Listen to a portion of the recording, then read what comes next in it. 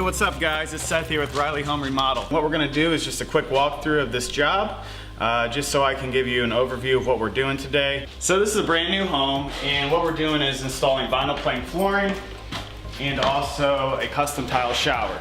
As you can see, this is a pretty nice sized house. We're actually using a Schluter type system, so it's a water membrane, and you can see it's packaged up here. I have my laser level set up on the wall. I cut in this niche. I'm getting ready to cut in the outside of it right there. And this is gonna fit the Schluter recessed niche in there really nice. And then from there, we're gonna wrap the entire walls with the Schluter membrane, install the Schluter pan, and then we'll make sure that's all watertight. And then from there, we're gonna go ahead and tile it, and you guys will get to watch the entire process. So thank you so much for joining me for another episode of Riley Home Remodel. I really appreciate it, thank you. All right, so what I'm doing is just test fitting my recessed niche to confirm that it's level, and I'm using a laser level to do that. You have a 1/2 inch flange here on the outside of this recessed niche, so I have to cut the outside of the drywall out, and then this is going to sit flush with the drywall. Make sure that you secure your drywall to the studs around the rough opening of the niche. That way it actually sits flush with the Schluter niche. And then the best way to check your niche to make sure it's level is you just want to put a torpedo level on it. The next thing you want to do is make sure that your rough opening is the dimensions of the shower pan. Now we're going to go ahead and make sure our walls are plumb to ensure that the tile extends to the ceiling at the same width. And I've just unboxed the Schluter pan. This is what it looks like. It comes in 2 pieces with a piece of waterproof membrane that's going to extend out over top the base of the pan. This is going to make sure it's watertight. But first we want to test fit our pan, and then once we test fit our pan, we want to ensure that the floor and the ground is big enough to install these Schluter drains. So if it's not, you might have to make this hole a little bit bigger with a hole saw. And since this is styrofoam, you need to be a little careful with it. And as you can see on the back side, it just kind of snaps in together there. And you can see the indentation here on the front side. This is the top side of the pan. This is where our drain is going to sit inside of.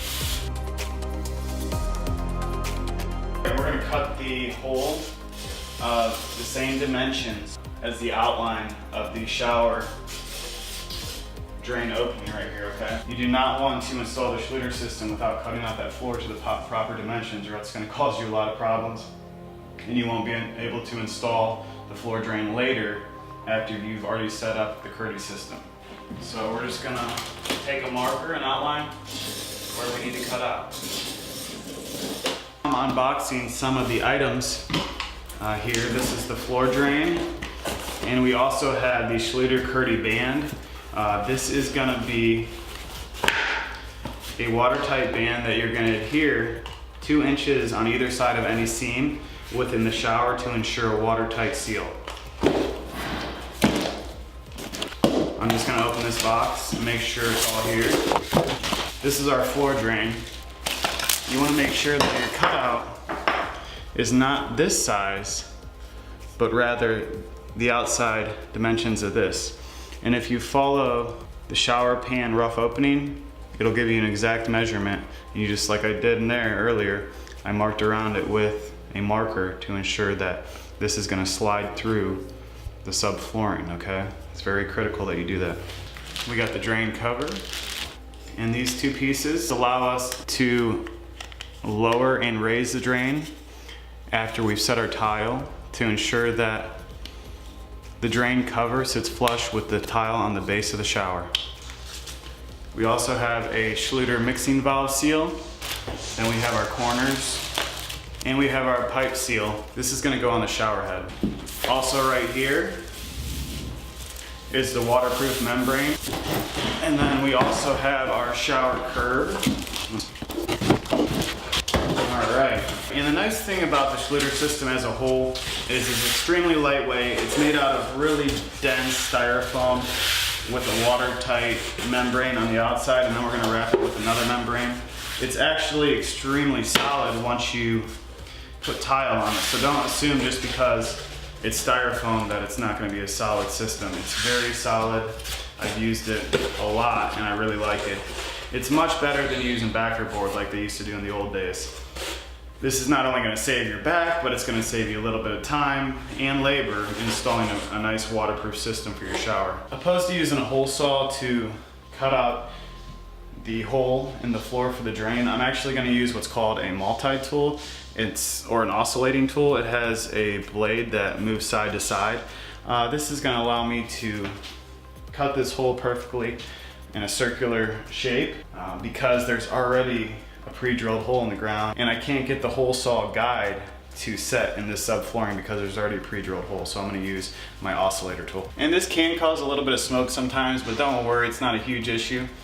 If it causes too much smoke, just stop for a minute, let the smoke disappear, and continue cutting out.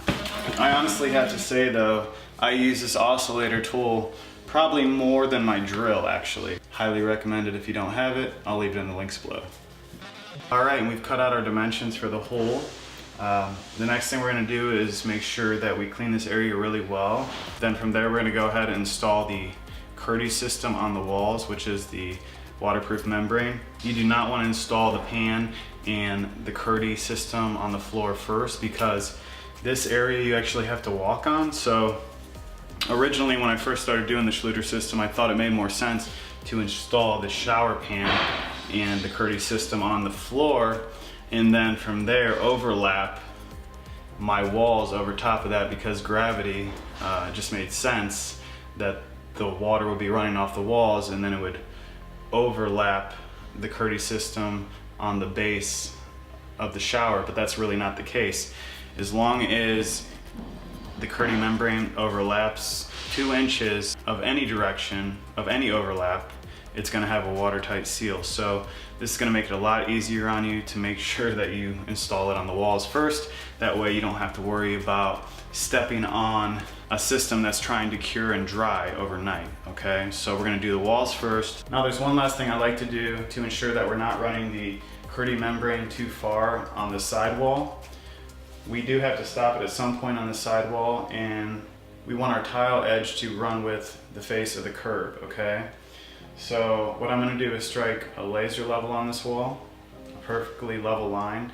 I'm going to mark it all the way up the wall, and then I'll make sure that when I wrap my Kerdi system, it ends before that point, because that's going to be our finish edge where the tile stops, okay, on the sidewall. On the other sidewall, it's not going to matter because we're coming directly right up to the edge, as this is a partial wall.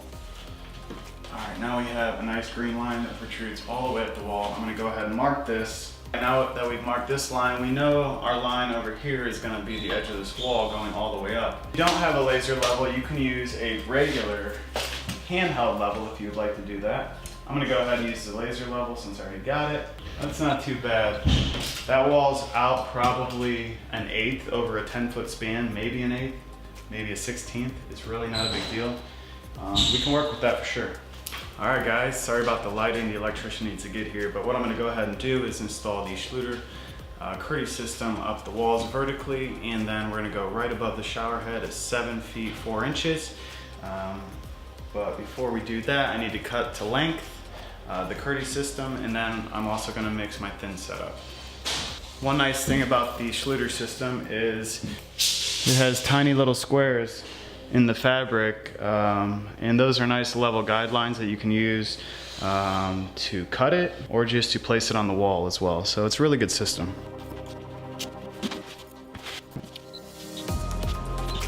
In this case, I'm going to cut 4 pieces because the back wall is 5 feet wide. You can actually overlap this system about 1 foot and 6 inches right over top of each other, just to make it really easy on yourself. And as you can see, the consistency of my thin set is really nice. It sticks on the trowel. It's not going to fall off, but it's not too thick either. So I'm using the flat edge right here to spread it on, and then I'm going to use 3/16 or 1/8 V-notch trowel to put it on with the Schluter system. The Schluter actually makes a specific trowel for this. I believe it might be like a 1/8 square notch, possibly, or V-notch, but we went with this one because it's what they had at Home Depot. You don't gotta worry about getting it on the floor right now. We'll come up and we'll scoop it off the ground later.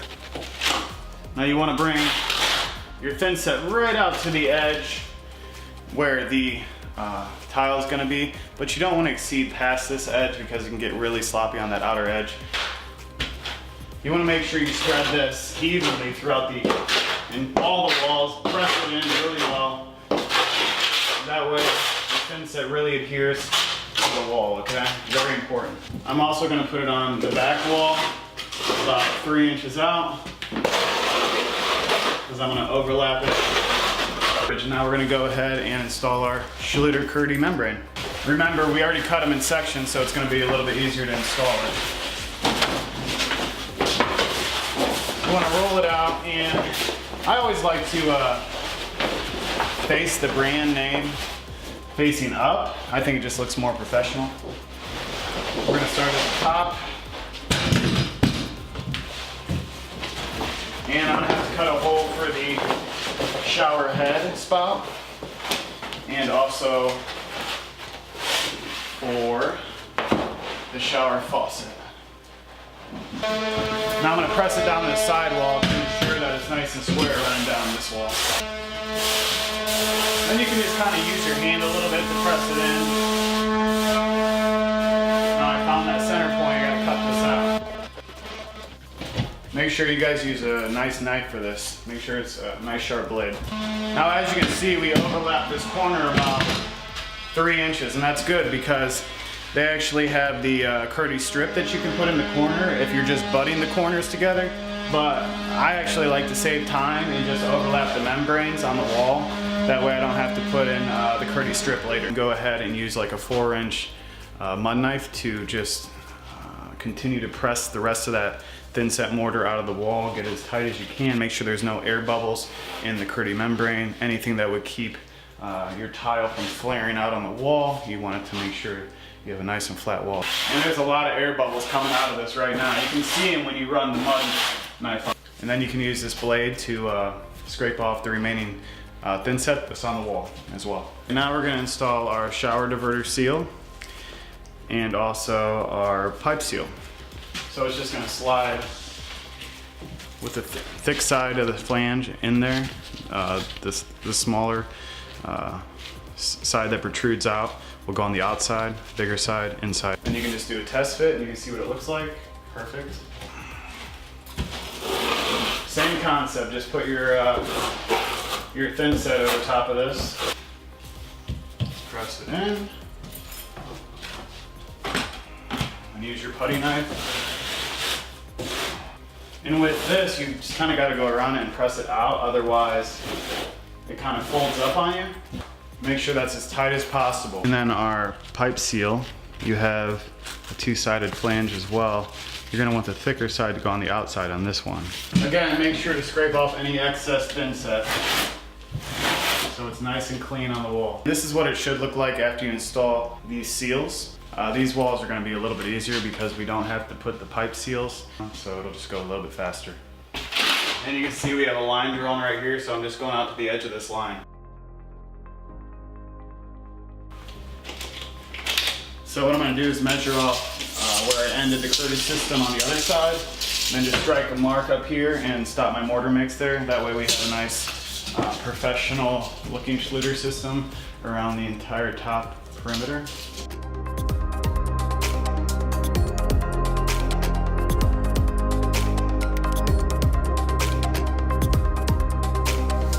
Same process. We're going to use the notch side to go ahead and go over it one more time, real tight to the wall, make sure it's even and filling in all the spots on the wall. You can run it sideways when you see a spot that's not filling in the V-notch lines. It'll be very noticeable, and so just run it sideways if you see a spot that's not filling completely with the notch of the trowel, and then just swipe it down, swipe it right, swipe down, it'll fill in eventually. Plaster it on evenly, and again I'm going to work it down this edge to make sure you get a nice level line. Then just work it towards the wall. And then we're going to start from the top again. You also want to make sure that if you have excess mortar on the bottom where the base is going to be sitting, you want to scrape it off so it doesn't dry prior to setting the base.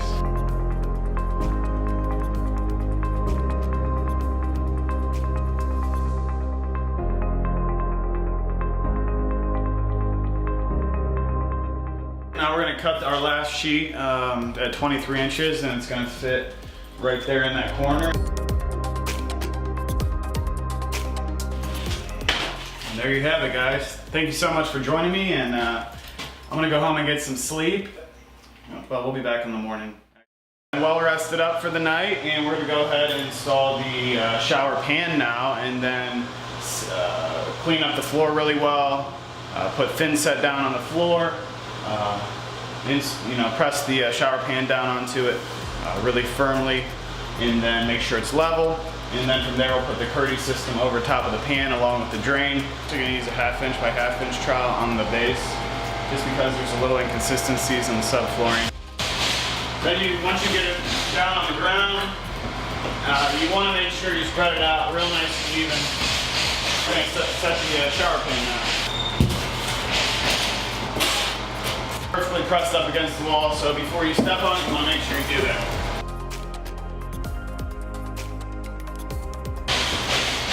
Alright, we have a Kerdi floor drain template here. I went ahead and popped this out. I set the Kerdi over top of the floor pan, okay? And the drain's just sitting here. It's loose. We just set it in there. I went ahead and put the Kerdi over top of it, placed this in the center, made my marks, and now I'm simply cutting it out.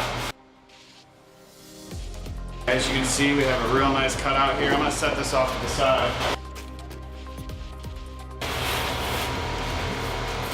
Alright, and as you can see, we filled this void right here really well with thin set mortar. Now we're going to take this and just press it into the center.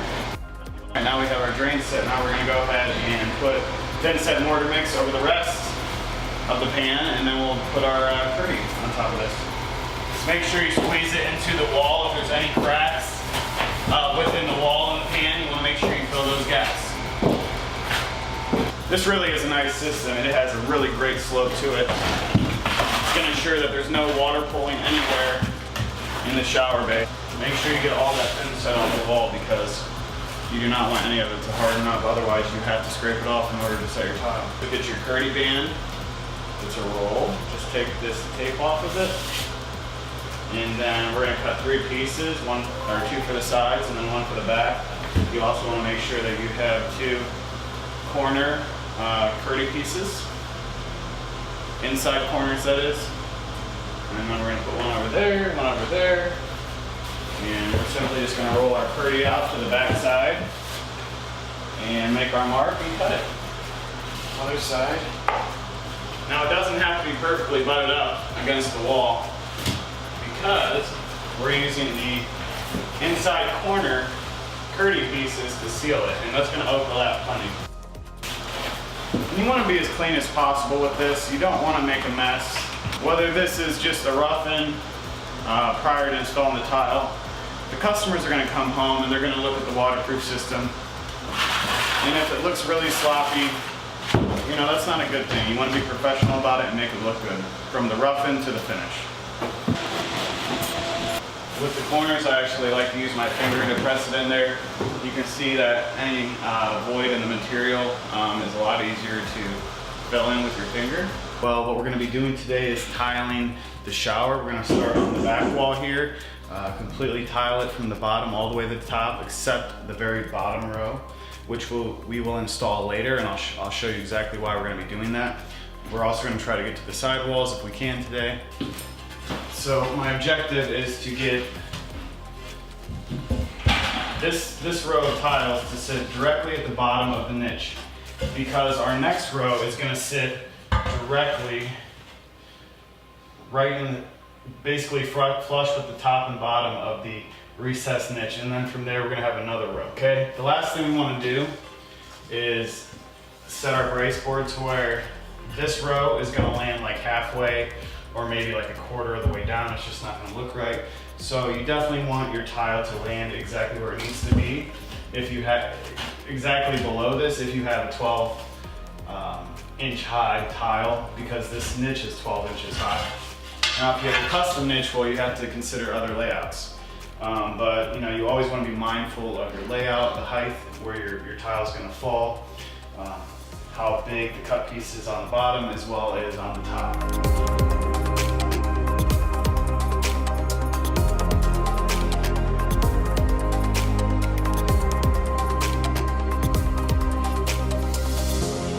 Just because we ran brace boards at the bottom does not mean that it's going to be perfectly level. From here, what we can do is set our first few rows of tile, and then we can put wedges or shims underneath the support board and the bottom row of tiles. And then we can just simply put a level on it and work our way up. You also want to make sure that you get a putty knife and scrape off any excess mortar that may have dried on the wall that you might have missed. We do not want any globs of dried mortar on the wall when we're trying to install tile because it could cause it to flare off the wall a little bit. Now what I'm going to do is use this horizontal laser to find my center point, then I'm going to mark that just to get our first row going. It's 60 inches, so our center point is going to be 30 inches. Then you want to mark 30 inches. Now I'm just going to reposition my level to land on that line. This is really sensitive when you're moving it too. We got 30 and 1/16. We got exactly 30 there. 30 and 1/16. Alright, so I got my nice flat aluminum straight edge, and this is going to be a lot easier to mark the lines with. Now I'm going to turn this laser level off before I go blind. You don't want to get it in your eyes. It's a very powerful laser. I went ahead and put 2 layers of cardboard down here. I put some extra bracing here in the corner, and I did not put any more holes in the waterproof surround. I went ahead and toe-nailed it through these supports and just put in extra support there in the corners for our small cuts that will go there. Alright, so you can either start on either side of the line, or you can put a 24-inch tile in the center and then stagger your next row half and half, or on each side of the line, because we are doing a brick pattern. And the way I want it to fall when it hits the recessed niche is I want a full tile on each side of this line. That way we're only taking off 6 inches off 2 full pieces, and I think that's probably going to give it the best look.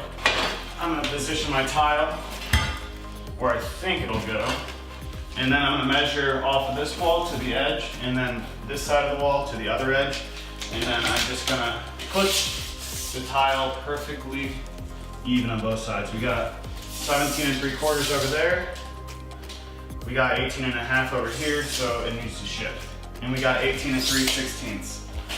So this tile is perfectly centered. Now, as you can see, we're going to have cuts right away.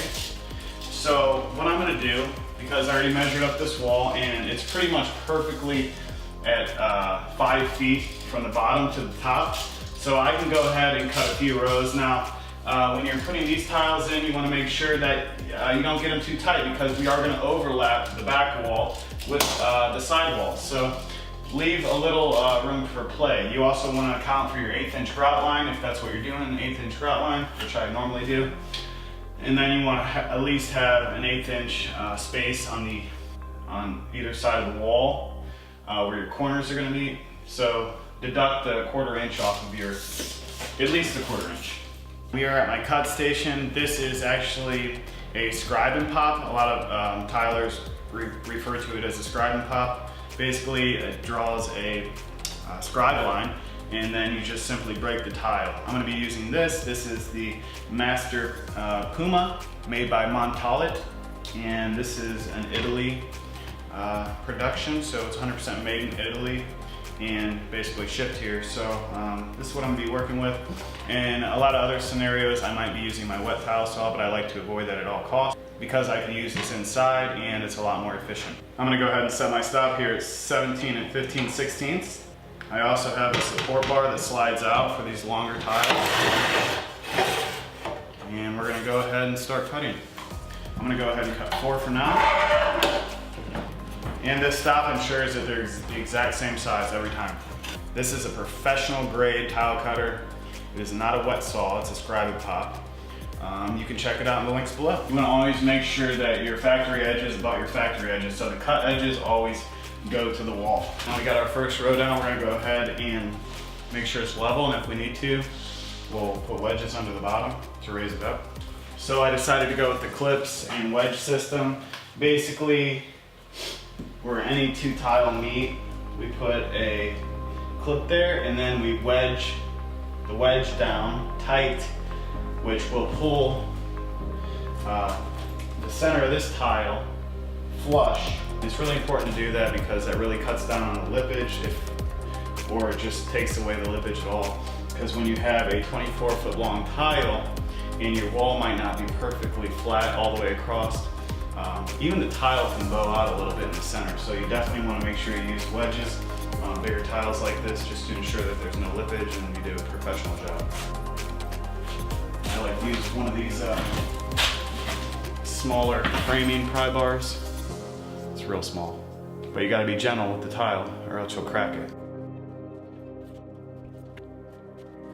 So once these dry, once the tile dries on the wall, you can go ahead and take out your wedges and then just simply break off your clips with a hammer or like a rubber mallet probably, so you don't damage the tile. And it's really nice to have a laser level because now since we are running a different row and because of the recessed niche we can't exactly tell where our center point is, we can go ahead and just put a vertical line with the laser level in line with the below brick pattern and extend it all the way up the wall to get a perfect layout.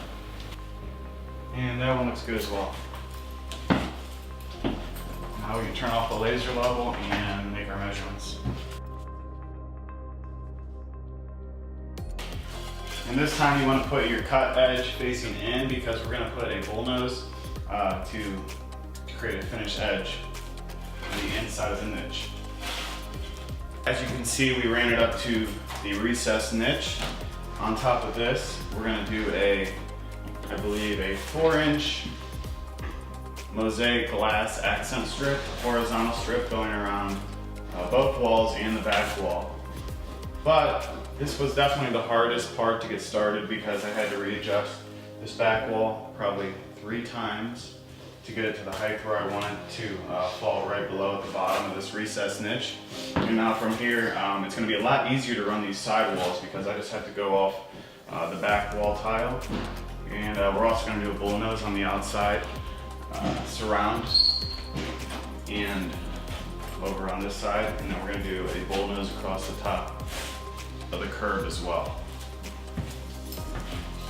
But I ended up using clips and wedges.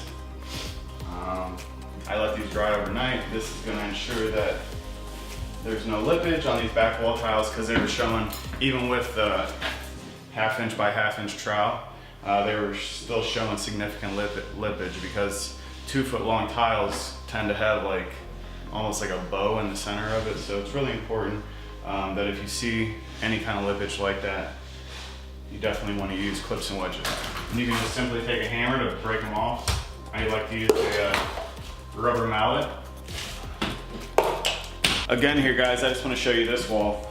Since it's a partial wall, it only stubs out halfway through the room, just far enough for the bathtub surround, okay?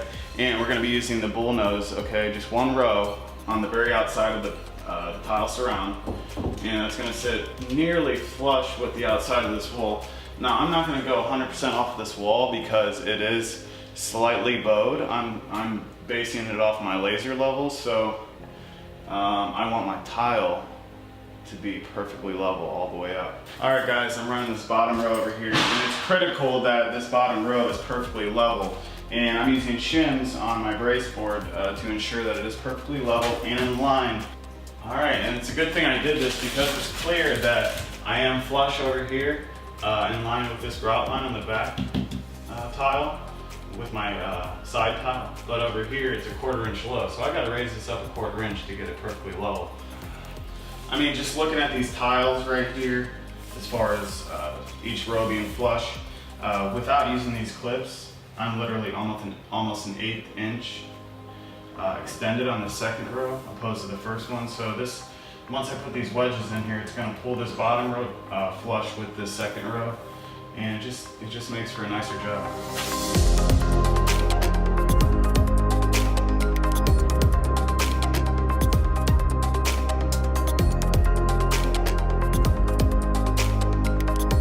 So we finished our rows on the back wall and the side walls up to the accent strip. Now we're putting a 4-inch accent strip in here. What I'm going to do is I like to run the accent strip very last because I can get a lot farther with the bigger tiles. I want to get all the bigger tiles done tonight.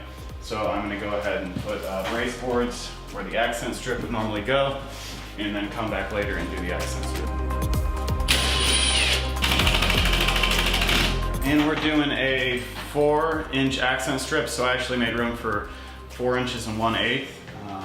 I went ahead and set my laser level right where I needed it for the bottom of the board to sit there. Now it's perfectly level and our accent strip is going to be great. We're going to be using a glass mosaic tile. This is what it looks like for the accent strip. It comes in 12 by 12 sections. I cut them into 4 feet high.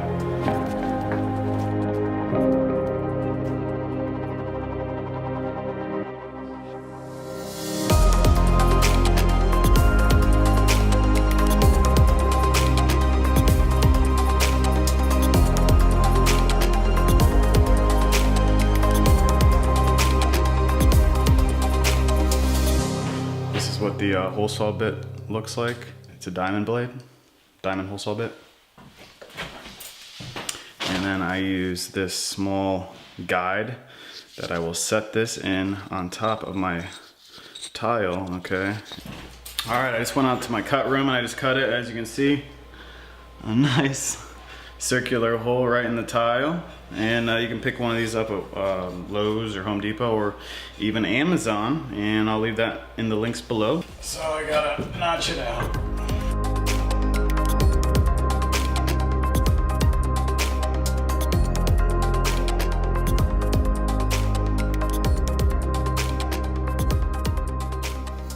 I'm gonna come back here in the morning. First thing we're gonna do is take off these brace boards for the accent strip, and below here, which we only have one more row of tile on the surround to do. But before I do the bottom row of tile and the surround, I want to install my mosaic on the floor, okay, the shower floor. The reason for that is because I want my wall tile to overlap the floor tile, okay? Just for cosmetic reasons, it looks a little bit better. As far as preventing water from getting into the cracks, it's really not doing anything. That's what the Kerdi membrane system's for. Tile and grout technically are not waterproof, so just keep that in mind. All right guys, we're gonna go ahead and pull off the brace boards, break off all the wedges and clips, clean out the grout lines, clean underneath both support boards, and we're gonna go ahead and install the horizontal accent strip, the bullnose, the curb, and the mosaic tile on the ground. I broke off the clips and wedges with a rubber mallet. You don't want to use a metal hammer for that because you could crack the tile surround really easily. Now what I'm going to use for pulling out the 1/8 inch spacers, they're actually like a small square rubber spacer. You can use your fingers, I guess, but you know, a lot of times the mortar sets up overnight, so it's not going to be as easy to pull them out. I like to use a pair of small channel locks for this.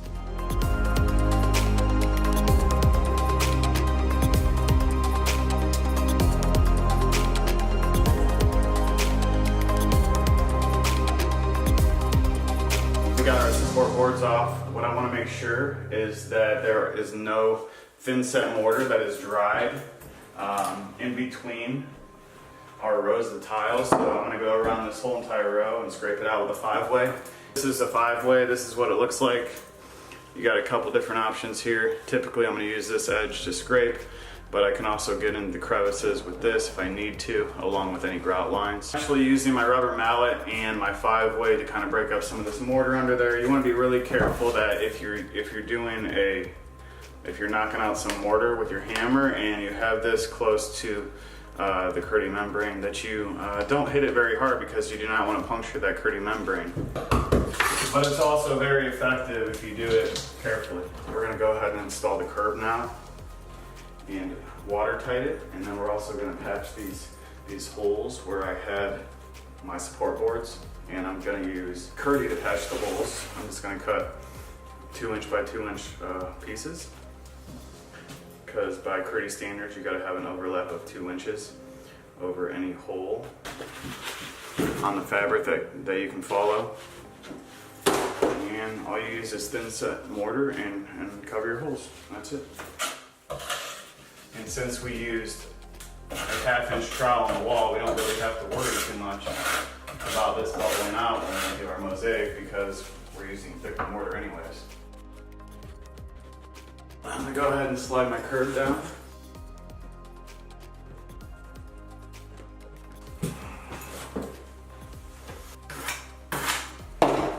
Now we're gonna put a piece of Kerdi band around the inside of this, which means we're gonna mortar the bottom of the band and the back side of the curb. It says Kerdi, you want that facing up when you install it. That's actually, it's directional, so if you have the letters facing up, that'll ensure it's the right direction. Put it in all 4 corners this time, because it's a corner piece. We doubled up over here with our Kerdi band and our Kerdi corner, but we also doubled up over here, and over here. So make sure that your band's real tight in there. We got outside corners, and then this will go up the side of the wall. Voila, we have a perfectly watertight shower now. I'm gonna go ahead and start installing this top band while this bottom curb dries.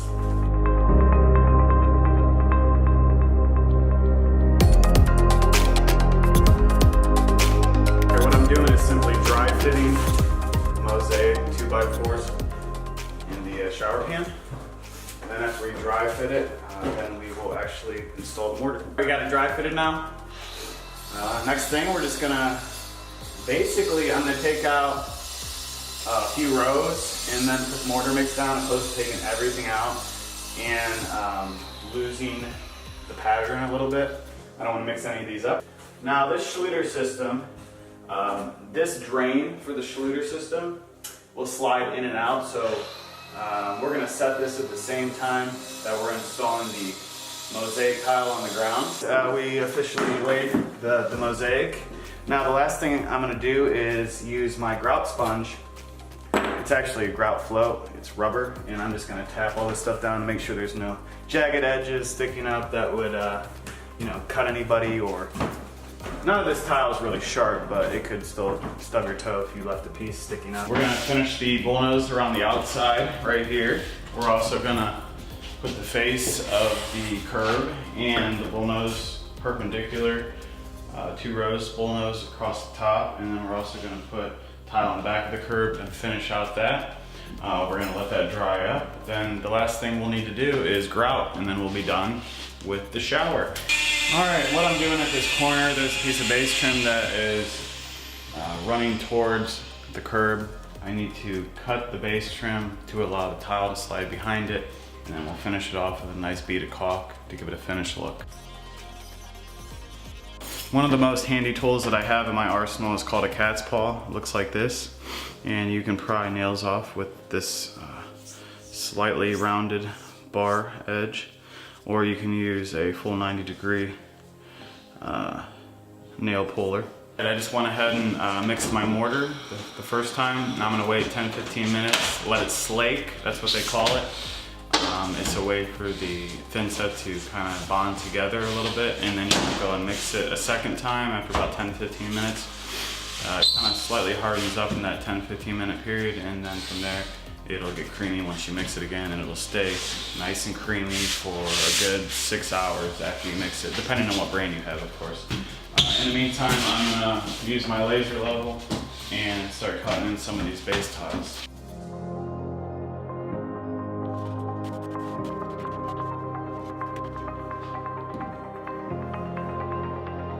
a slight slope going into the bathtub on top of this curb, okay?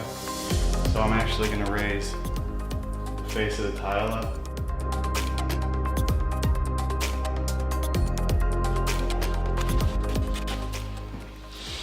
All right, that is perfectly level across the top there. And it's sloping perfect. All right, we're gonna run the bullnose up the walls now on both sides. Starting out with the 3/8 trowel. I used a 1/2 inch on the walls, but for the bullnose, I'm gonna see if this works before I switch over.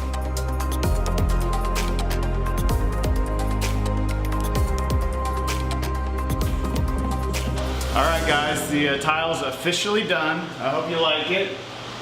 Right now, what I'm doing is just going around and cleaning out the grout lines. I'm using my oscillator tool. I actually have a really dull blade on this. And I only tuck it in about 1/4 inch. You don't want to get in too far to where you hit the Kerdi, but this sure beats using any kind of hand tool. The vibrating oscillator is really nice. You can also pick up a diamond blade for the oscillator, specifically for grout lines.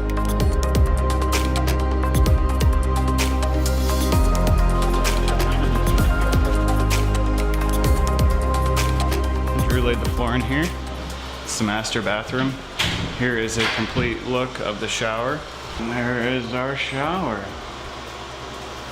Thank you guys so much for joining me. If you like this video, go ahead and like this video on YouTube and leave a comment, and also subscribe to my YouTube channel. If you're on my website, I'd love to hear from you guys. Leave a comment below on how I can improve my videos, or what you liked about the video, and also what you'd like to see moving forward in more videos.